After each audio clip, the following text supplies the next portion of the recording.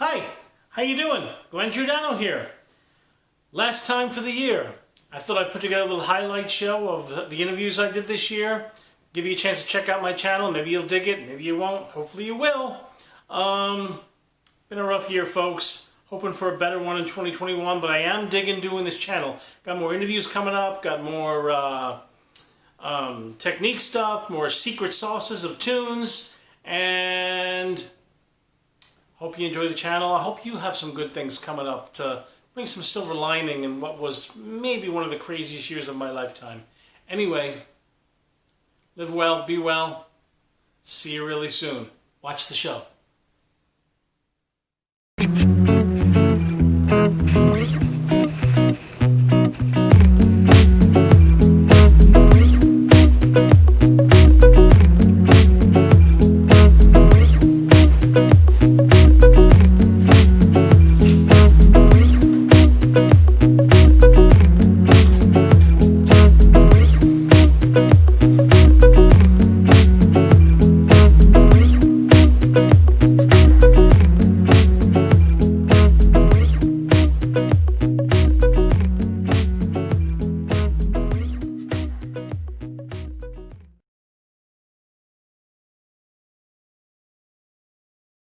How you doing today, Mr. Donny Brown? Good to see you. Good to see you here. Thanks for coming by.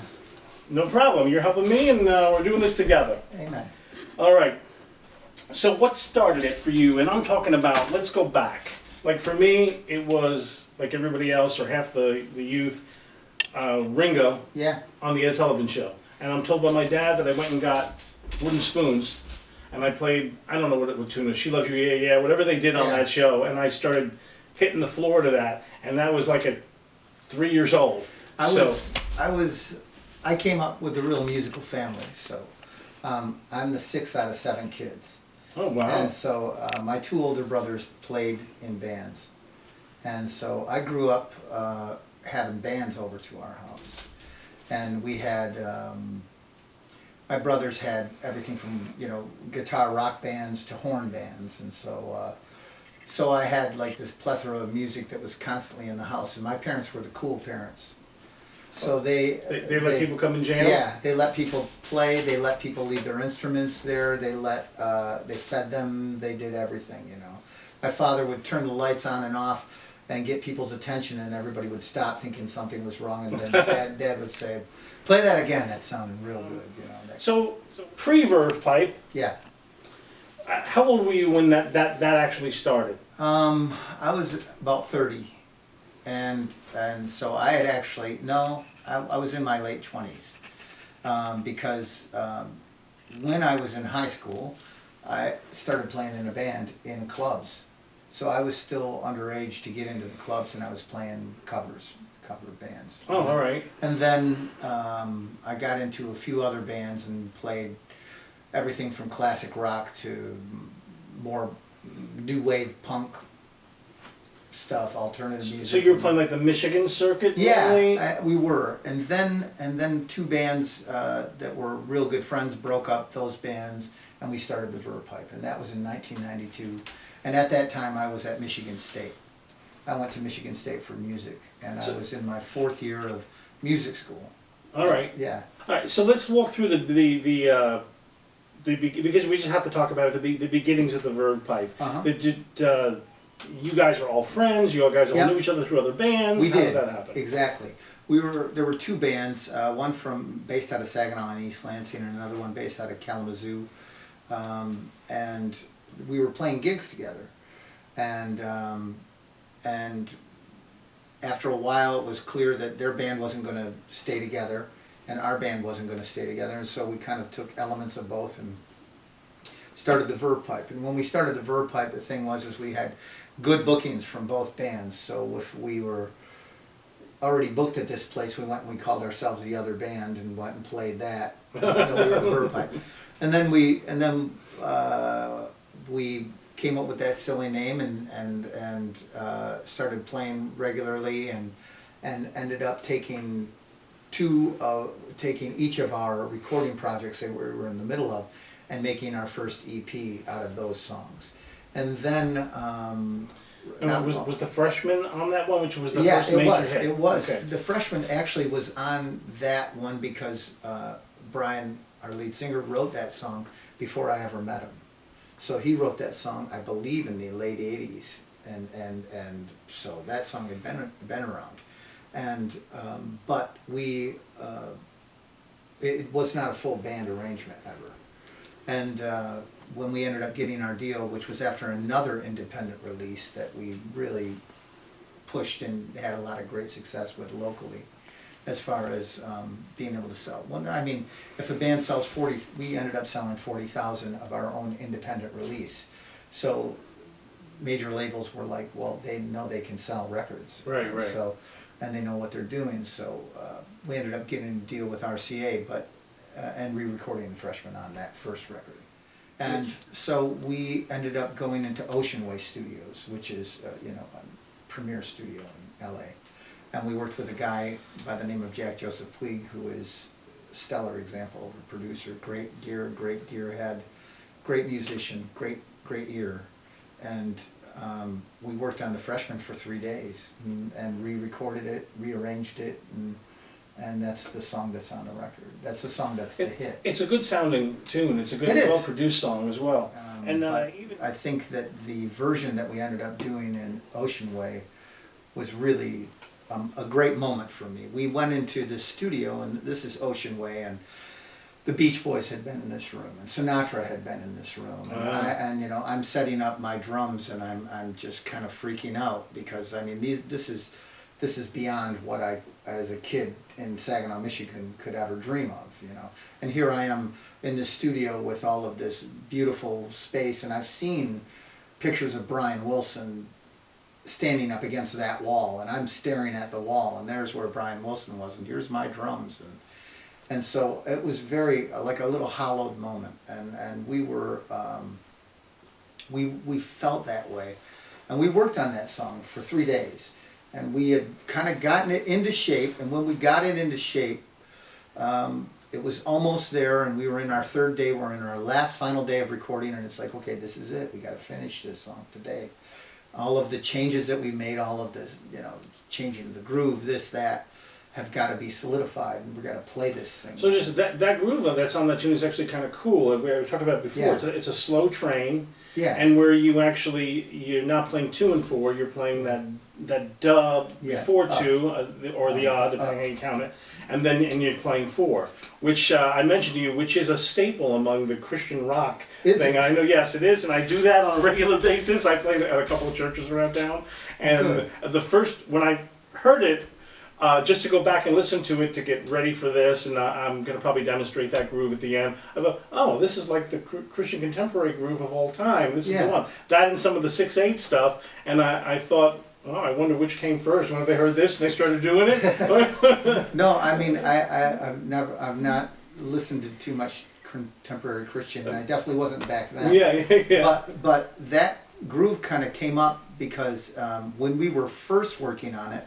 When we were making the first recording of it with Jerry Harrison said to me in pre-production, he's like, play Walk on the Wild Side from Lou Reed, you know. And so I got my brushes out and I went, you know, and I'm playing that groove on the brushes, and you know, we start playing the song and I'm just like, man, this is just so busy. It's just so busy. Right. It's just like breaking up. It's got all these accents in it. You know, and I was like, it's kind of getting in the way. It's kind of getting in the way of the song and of the lyric. So I wanted to break it up, and so I just started subtracting, and ended up subtracting so much that it was just like, okay, there's one accent and a downbeat, you know, and that really is kind of a little bit of an homage to Hal Blaine. Right. And Be My Baby, you know, and in fact, I actually did that during the pre-chorus, so that I had somewhere to go in the chorus to come back in with the same groove, just pulling back so that the chorus reopens back up, you know. So the groove was, you know, and the pre-chorus,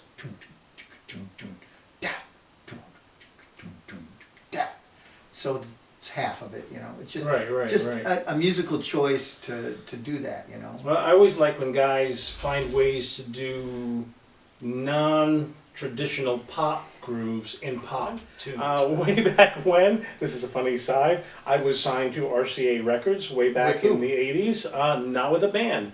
I was one of their stable guys, and I played with Kid Creole, Cherry Vanilla, who was a big New York, New York kind of a groovy. They would call her the New York David Bowie. Yeah. And when I think of my claim to fame, and this is kind of funny, this is just funny, I'm on all of the New York sex education film strips in the 80s. Oh yeah? I'm all the little bossa novas that are going on while they're talking. That's me, baby. Awesome. So if that still exists, the film strips are probably DVDs now, but you know, when the little beep and they would move the thing, that was me back when. And I think we all know our careers ebb and flows. When you're in music, your career is going to ebb and flow. And one thing I wanted to mention to you a little bit, or talk to you about, is the psychology of, you're playing with the Verve, you're playing with these guys and that guys, and then the Freshman comes out, and that just blows up. Yeah. And now you're worth a lot more than you were worth a moment ago. Yeah. So, walk me through that feeling, that experience. Well, I mean, I never thought I was a drum diva, and I never will think I'm a drum diva. You know, I grew up 2 doors down from Chris Coleman. Do you know Chris Coleman? I know Chris Coleman. He's an amazing player. Yeah. Chris Coleman was my neighbor. I grew up on Hess Street at 1619 Hess Street, and I think Chris was at 1612 with his dad, Ron, who played saxophone, and his uncle Hurley, who was a drummer, and Chris grew up, you know, learning drums from him. But Chris is a monster. I mean, like Chris is that it just flows out of him. You know? Oh yeah, But so I mean, he took linear drumming to a whole different level. See, I've never, drumming to me has always been part of the song and the music. Guys like Chris are you know, drumming superstars. They're like, okay, here's the drums, now you do what you do, and they do it in ways that I could never imagine. You know, I mean, his facility is amazing. But to get back to your point. That was always my goal. I never wanted the drums to be. I was never chasing a drum solo moment. I always wanted the drums to be part of something, and those are my favorite musical things. And I think that served me well when the Freshman was as popular as it was, and we were out touring. When I think about it, I look at it just like you do, probably from okay, I played sex education film strips to now I'm out on the road with this person and I'm touring, and it's a much better gig, you know. Right. So I mean, it's like I went through the genesis of like, okay, I'm sleeping on a van floor. We're all sharing a hotel room, and I'm sleeping on a hotel room floor. And now it's like, okay, now I'm sharing a hotel room, and then I got to the point where I had my own hotel room. And so, I mean, it's this thing. It's all part of the process, and it's all part of the journey. And that's really the only way that I've been able to survive, because, I mean, there have been some incredible highs and there's been incredible lows. And you can't keep your head about you if you're going to be one or the other, because if one or the other ones will bury you. Right. Anyway, let's go back to the beginning for you, the very beginning. Like for me, it was Ed Sullivan and Ringo Starr. That's where I fell in love with drums. Well, for me, it was the I got a toy drum for Christmas when I was 3, and I still have that drum in the studio here. It's behind me. There it is. You see it right. You see it right there. Oh, yeah, I see it right there in the corner. Cool. Right there above the bongos there. So I just keep that around just as a little token of my humble beginnings, and that's basically where it started. I never actually made the conscious decision to play the drums. It was just there, And I was always very attracted to rhythm growing up, with the big band music being played around my house. And my older sisters were playing in the 50s, were playing Chuck Berry and Little Richard and Jerry Lee Lewis and Bo Diddley and all of that. So I was really attracted to rhythm first, and then rock and roll through my sister's 45 collection. And then the Beatles on Ed Sullivan, that was the first time I actually saw a drummer play. And what that music did to the audience, I wanted to be a part of that. I didn't know exactly what was going on. I was like 14 at the time. But I wanted to be part of that, and that basically lit the fire, and the fire is still going, 56 years later. And in 1986, 87, I got an offer to play with the Monkees. So I lived in an apartment. I was given a cassette and the charts for the Monkey gig. And I needed a place to rehearse, so I rehearsed. I rented a room at the Collective. After hours, they have rooms that you can go in there and rehearse on drum set. So I'm paying for my time after I rehearsed the Monkey stuff. And it was Rob, he was involved at the Collective, still involved at the Collective at the time. Right. And he was sitting behind the desk collecting the money. And he goes, "What were you doing in that room?" And I said, "I'm rehearsing with the Monkees. I'm rehearsing for a Monkey tour." He goes, "Did you ever think about teaching?" And I went, "Well, wait a minute, I don't really read that well, and I never really taught, but you know what, I'll give it a try." Yeah. And he says, "All right, when you get off the road, I'll set you up with some students." And so that started a 27-year teaching career. And I basically had to learn reading. I had to teach myself to read well, charts and whatever, rudiments and all of that, because I needed to teach it now. And that's what made me a lot better reader. And then I was able to do the gigs that you talk about, where you're given a chart for a one-off kind of gig. Right. Where you rehearse it and then bye-bye, nice seeing you, bye. Right, to be the Cyndi Lauper gig. And I know you played on Money Changes Everything. And are you on the studio record of that or the live recording of that? The live recording of that, which was the live video.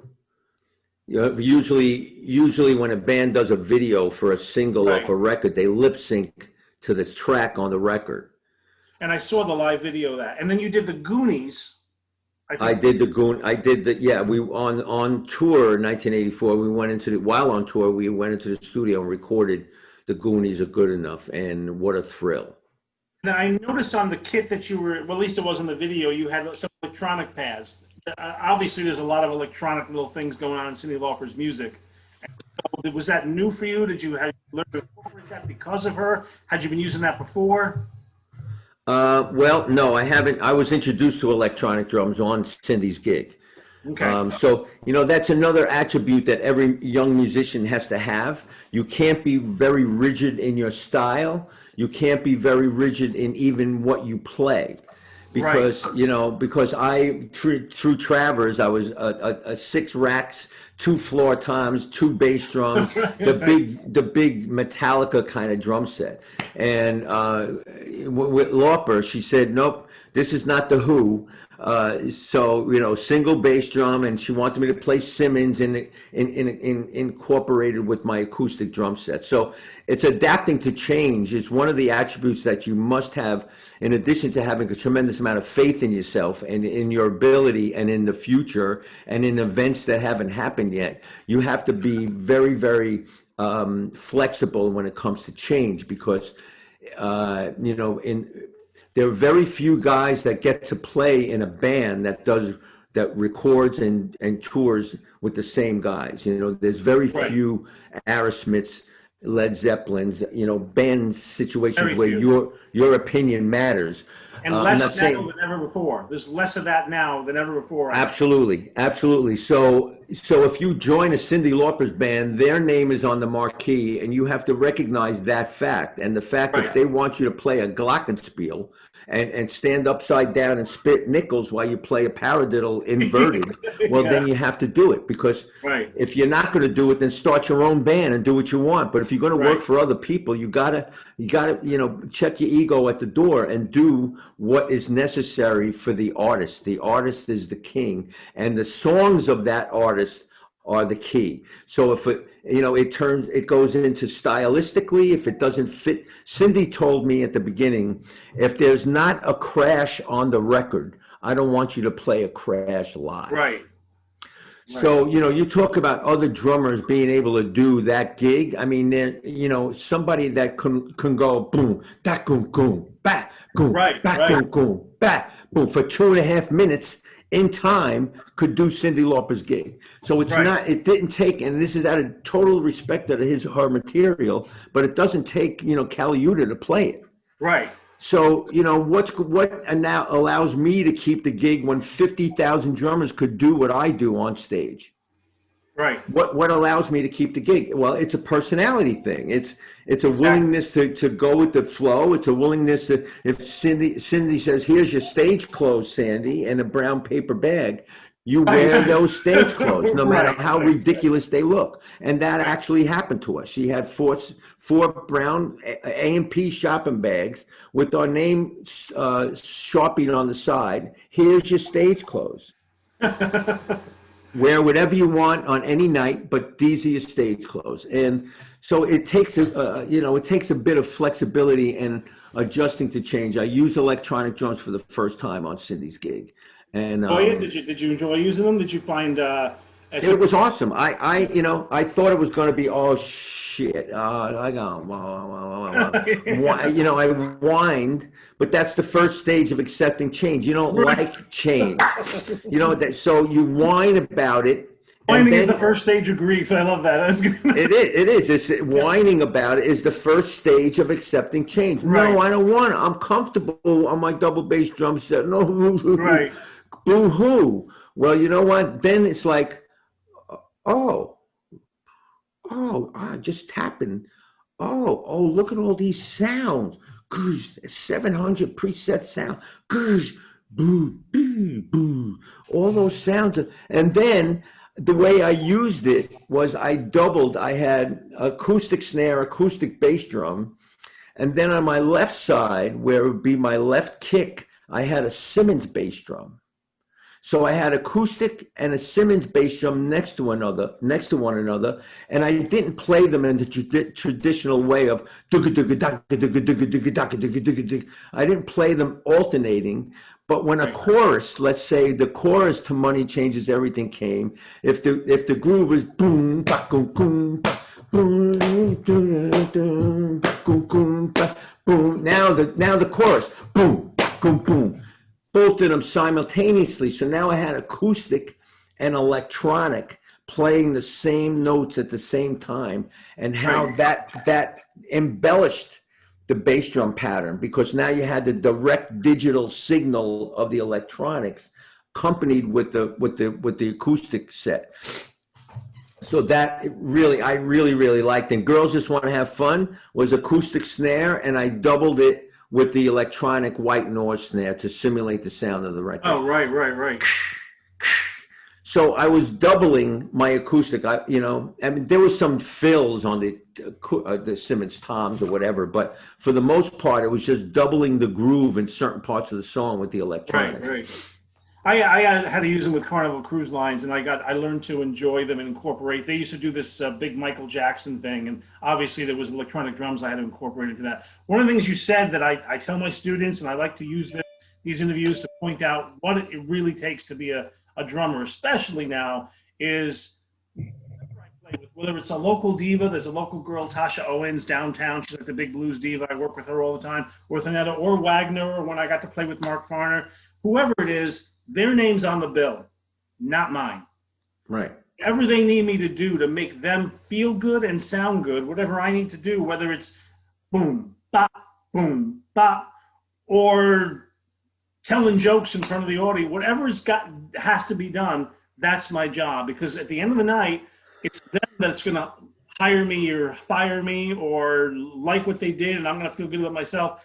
Less about whether I did the craziest paradiddle thing that anybody's ever seen. Right. Love that you said that, because that is really the core of this business. For us, we are side guys. That way, but I mean, there are guys like you who played behind Cindy, who played behind Joan Jett, the Monkees, and the list goes on.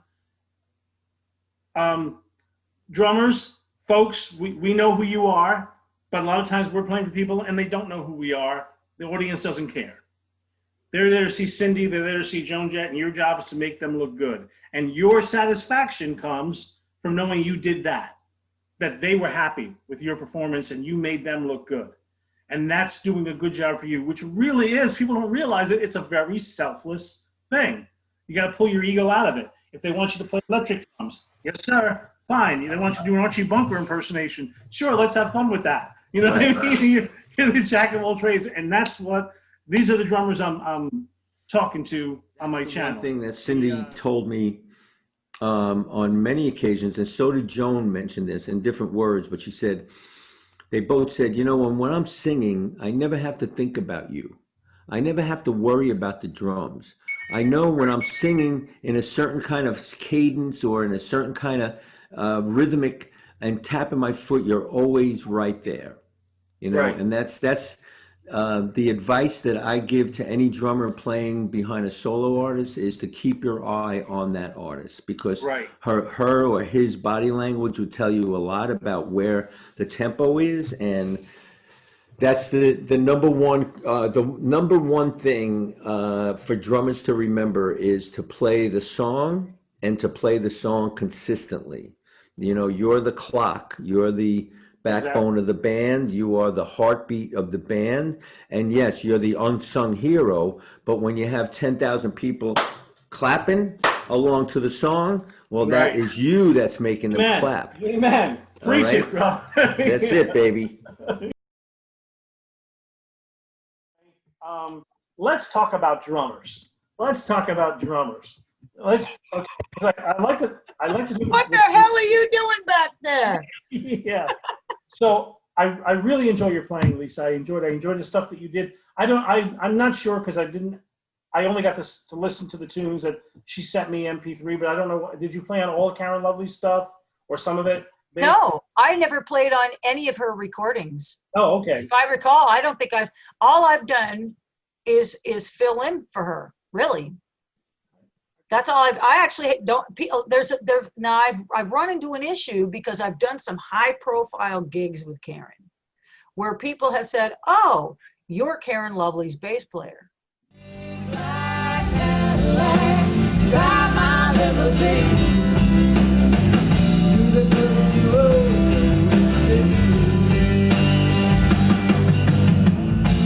There's no turning back to the life I had, leaving it all behind.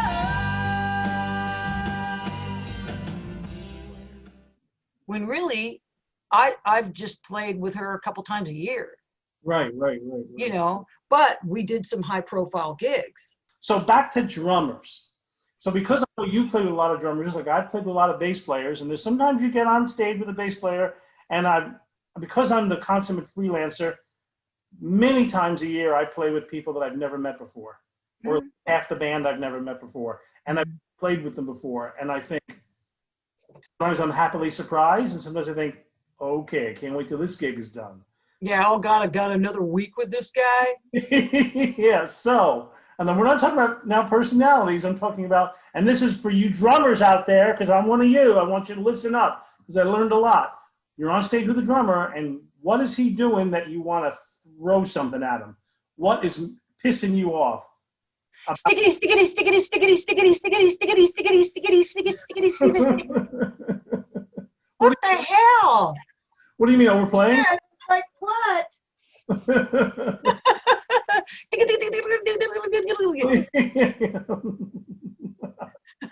Why? Yeah, yeah. Why?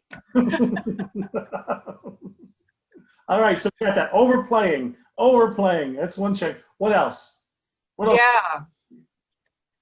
A one, a two, a 1, 2, 3, 4. Dun, dun, dun, dun, dun, dun, dun.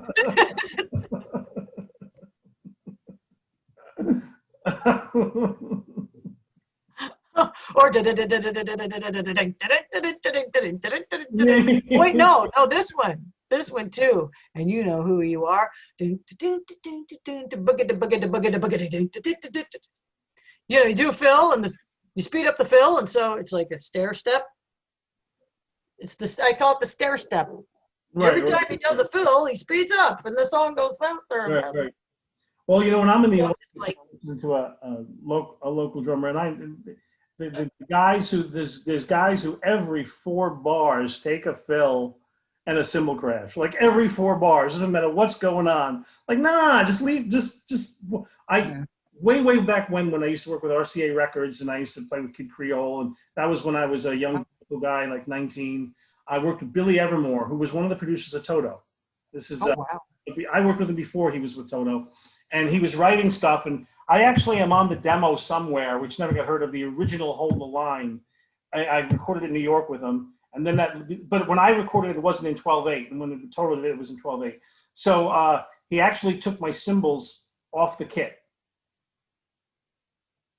Oh, really? Okay. And then his thing was, I only want 1 cymbal crash, and that's before the last chorus. Huh. And that was my I was young, I was like 20 years old, and it was like an intro to really pop playing, to just lay it in 2 and 4, work with the click, and then I had 1 fill, I won't forget it, 40 into 1.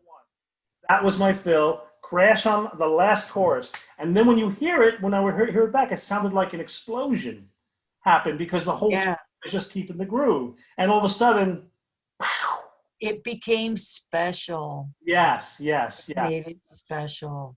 Anyway, it was really good to meet you. I'm glad we did. Maybe we'll get to play together one day. Who knows? You never know. Things happen. I'm sure we will, because like you said, this is like a big family. It's a big community.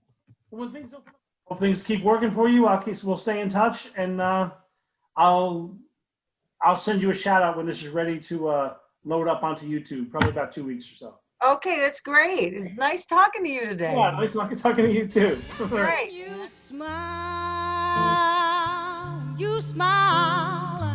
then the spell has been cast. Oh, yes, it has. And here we are, baby.